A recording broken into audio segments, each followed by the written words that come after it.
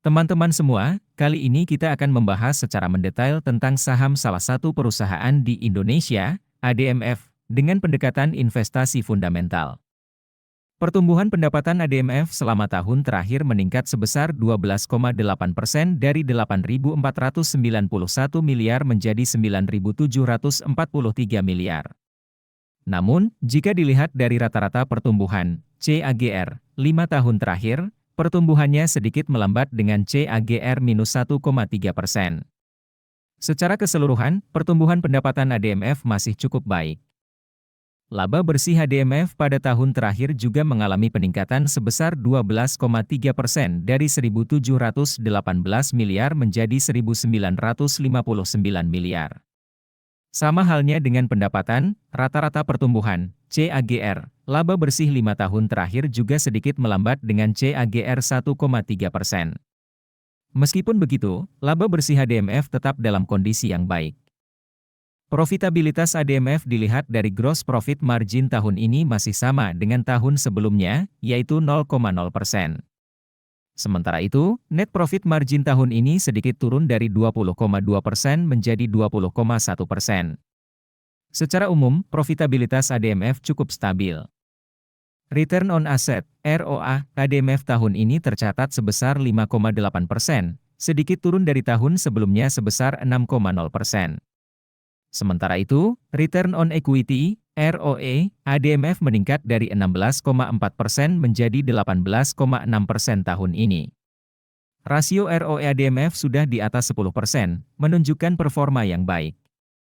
Dari sisi kesehatan keuangan, Debt to Equity Ratio, DER, ADMF sedikit meningkat dari 1,0 kali menjadi 1,2 kali. Meskipun demikian, DER ADMF masih di bawah 1, menunjukkan kondisi keuangan yang sehat. Berdasarkan penilaian dengan kerangka investasi fundamental ala Warren Buffett, ADMF mendapatkan skor 4 dari total 6 poin.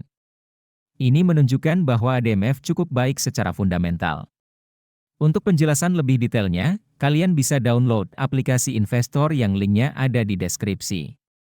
Jangan lupa tinggalkan komentar untuk saham selanjutnya yang ingin kalian analisis.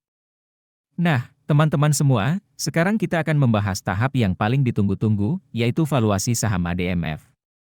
Valuasi adalah proses menentukan nilai wajar suatu saham dengan menggunakan berbagai metode, seperti price to earnings, P/E ratio, dan price to book value, P/B ratio. Margin of safety adalah selisih antara nilai wajar saham dengan harga pasar saat ini. Margin of safety yang tinggi menunjukkan saham tersebut undervalued atau murah. Berdasarkan analisis P/B ratio, nilai wajar saham ADMF adalah Rp11.098, sementara harga saat ini Rp12.100. Ini berarti current margin of safety ADMF adalah minus 9,0%, artinya saham ADMF saat ini dinilai overvalued atau mahal. Sementara itu, berdasarkan analisis P/E ratio, nilai wajar saham ADMF adalah Rp12.283, sementara harga saat ini Rp12.100.